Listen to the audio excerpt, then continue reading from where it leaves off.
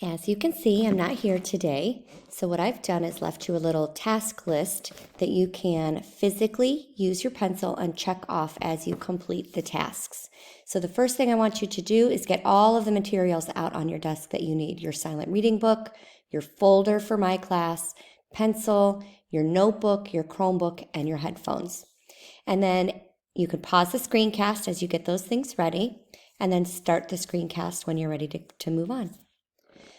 So the first task is to watch this screencast, which is posted in Google Classroom, and I'm going to go over my good mythical weekend so you can see the illusions that I found this weekend, and also talk about what your tasks are going to be for the day. So the first illusion I found was this little comic, and it says, Dr. Zeus, I don't like green eggs and lamb. I don't like them at all, madame. Not with Hades, not with the ladies, not as a treat on the island of Crete. I will not eat them, Persephone. I will not eat them. Let me be.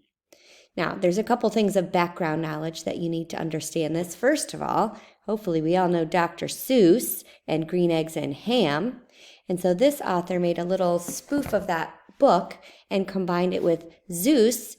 And I know that that's Zeus because he's holding a lightning bolt. And then I recognize the name Hades, who's his brother. And Persephone, which we'll find out later, is the wife of Hades. So that was just kind of a funny little comic. Then, if you know me, I love Transformers. And one of the Transformers in the movie is called Nitro Zeus. He's a Decepticon. So they named him after the god Zeus. And my guess would be that he is able to use some special electronic powers in his arsenal. Sorry about that. Zeke saw a squirrel. All right, next, one of the boutiques that I like to shop at has a sweater that's named for Hera. Hera is a Greek goddess of the queen goddess, and she was also the goddess of marriage and childbirth. And so my guess is that kind of appeals to an older woman who wants to look nice for her husband.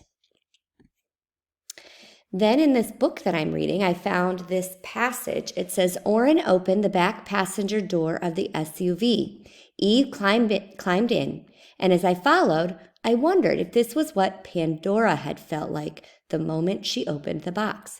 You're going to read a story this week about Pandora and Pandora's box, and you'll find that when she opened the box, some bad things happened. So that makes me think that something is about to happen that they're not expecting, but she's got a really bad feeling about it, because I know the story and have that background knowledge to know what happened to Pandora.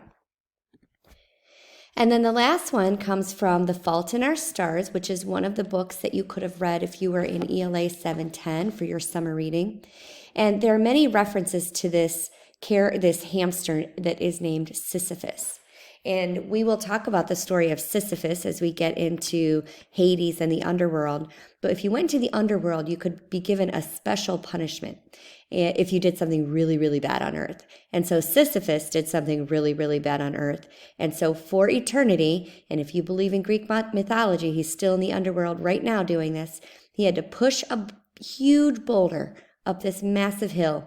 And just when he got to the top of it, it would roll back down to the bottom and he'd have to start all over. And that was his punishment for doing it again and again for all of eternity. And so I would guess there's a little bit of symbolism tied to why this hamster was named Sisyphus. And so that was my good mythical weekend. All the allusions I found to Greek mythology just this weekend. All right, so your first actual task of the day is to do your membean session. And we've been kind of fighting over the years to try and get students to use their headphones. And I want to show you why I think using your headphones is so important. So I found this little graphic here that talks about how we learn. And the first way that we learn is by reading. When we read, we only remember 10% of what we read. So that's like reading a novel or Achieve 3000 or Common Lit. And of course, the more times you read, if you read the same passage, of course, you're going to remember more and more of it. But, and that's one of the strategies that we do, because we know that reading alone is not the best way to gain information. So Another way that we teach you is by instructing you. You sit in class and your teacher talks or give you a screencast like this, and you remember 20% of what you hear.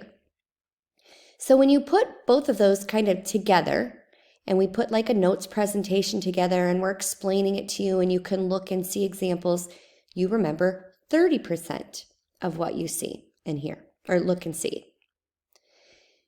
When we add all of that together and you hear it and you see examples, you remember 50% of what you see and hear at the same time. And that's what makes Membeing so great. So you have to be able to see the word, know how it's pronounced, listen to the passage as it's read to you to get a full understanding of the word. So I really hope it won't be so much of a fight to get you to actually use your headphones when you're doing Membeing. It's there for a reason. I had a funny video, and I don't think it'll show because it won't record the sound, but I will show it to you when I come back. But it's about people mispronouncing words and how silly they look and how silly they feel when they don't know how to pronounce a word correctly and they get caught. So I don't want that to happen to you. So I really hope you'll get your headphones out today. If you don't have a pair of headphones, you can borrow headphones from me, and just make sure you put them back when you're done. And I will for today say after you get done with Membeing, you can use your headphones to work in Starbucks mode. Okay, so after this task, after you do your session of Membeing, the next thing you're going to do is work on your Achieve article for today. And so I'm going to say pause the screencast right now, go do your Membeing, and when you're ready to do the next task, come back here and explain it. All right, so if you're watching this now, you should have paused it, and then you're back after you did a session of Membeing. I hope your accuracy percentages went up from last week. You'll be getting a topper buck from me tomorrow when I return, if it did. So we're going to do some Achieve, and I wanted to talk a little bit about what Achieve is and why it's important. So Achieve bases your learning on a lexile, which you did with your level set, and the expected lexile for 6th grade through 8th grade to help get you ready for college and career ready skills is between 955 and 1155. So that means that by the end of 8th grade, that's where we hope to get you, somewhere within that range. So if you're not there right now, it's not a big deal. We work on goal setting a lot. It's just improving. Wherever you're starting from, we want to see you improve. And you'll start to see that improvement when you get a 75% or better on your Achieve articles. So if you get a 75% or better on your Achieve article, I will give you a topper buck. I want you to take your time and think about what are the most important things to do when you're reading. Slow down, read it again. Look back in the passage to find your text evidence. Do all of those things to make sure you get your best score. So the sub should have given you a paper like this to track your articles for September. You're going to glue it on the next blank page of your notebook. Put your name, and then you can put my name, Mrs. Culleton. And when you log into Achieve, you're going to see your level set lexile.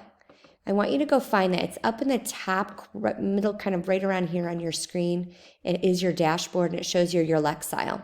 So I want you to write that lexile here, and it's actually the same lexile that you're at right now. So we haven't done any reading for September. So your lexile, your starting lexile, is what you're reading right now. Come October, when your lexile changes, we'll click here. You'll go back and check your lexile and see what your growth was. And then we'll keep going back and looking at, for the whole year, how much have you grown. So today you're going to read an article called The Greek Gods. So I want you to write that title here, and after you're done reading, go write your score in there.